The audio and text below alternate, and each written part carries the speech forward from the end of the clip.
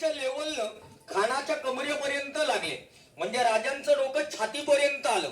अहो याचा फायदा घेत खान थोडासा खाली वाकला आणि महाराजांची मान गाळाभेट करताना डाव्या बगलेमध्ये जोरात दाबले आणि चाकूपेक्षा मोठी कठ्यार शिवरायांच्या डोक्यावर आणि पाठाणीवर खानानं कठ्यारीनं वार केलाय.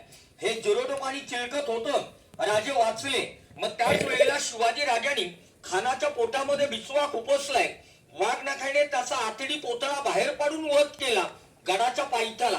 ज्या वेळेला खानाचं पोट फाटलं ना, जंगलामध्ये घायाळ झालेला हत्ती ओरडतोय, खान असा ओरडायला लागला.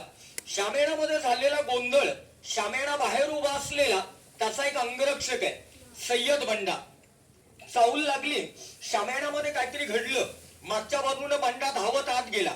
बंडाने काय बघितलं, एखादं टरबूज, एखादं कलिंगड फुटावं असं खानाचं पोट फुटलंय.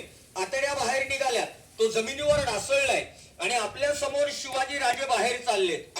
मागून आलेला बंडा कोणत्याही गोष्टीचा विचार न करता त्याने कमरेची तलवार काढली.